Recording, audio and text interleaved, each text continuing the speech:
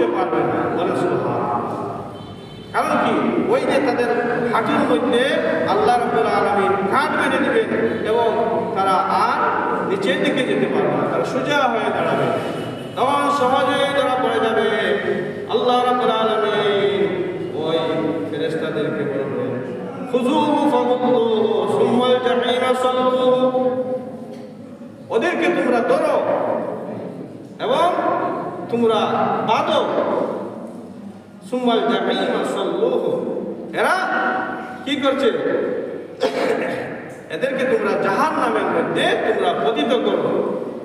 সুম্মা ফি সিলসিলাতিন যারউহা সাবউনা যিরাআ, 70 গজ রশি দিয়ে, 70 গজ রশি দিয়ে তাদেরকে বাঁধা হবে এবং বাঁধে তাদেরকে ওই জাহান্নামের মধ্যে ফেরেশতারা ফেলে দেবেন। 70 গজ কেন? এত ছোট মানুষ, 70 গজ রশির কোনো প্রয়োজন আছে? কাল কিয়ামতের দিন আল্লাহ রাব্বুল আলামিন ওই প্রত্যেক মানুষের শরীরকে পরিবর্তন করে আরো মোটা তাজা করে দেবে, যাতে করে ওই দুজকের আযাব তারা ভোগ করতে পারে। তাদের শরীরের চামড়া আরো বড় হয়ে যাবে, তাদের শরীরের গোশগুলো আরো বড় হয়ে যাবে, তাদের বডি আরো বড় হয়ে যাবে।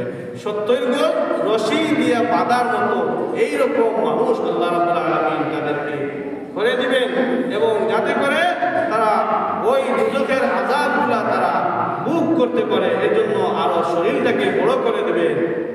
কাল কিয়ামতের দিন ওই ফেরেশতারা সাথে সাথে ওই দাঁড়িয়ে থাকা যারা ওই ওদেরকে ধরবেন এবং ধরে ধরে জাহান্নামের মধ্যে পতিত করবেন।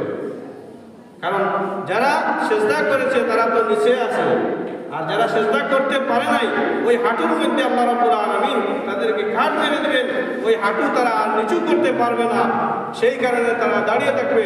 আর ওই দাঁড়িয়ে থাকা সব লোকদেরকে ওই ফেরেশতারা ধরে ধরে আল্লাহ রাব্বুল আলামিন বলবেন, খুযুহু ফাগুল্লুহু, তাদেরকে ধরো এবং তাদেরকে পাকড়াও করো, তাদেরকে বাঁধো, তাদেরকে 70 গজ শিকল দিয়ে বেঁধে তাদেরকে জাহান্নামের মধ্যে পাঠাও।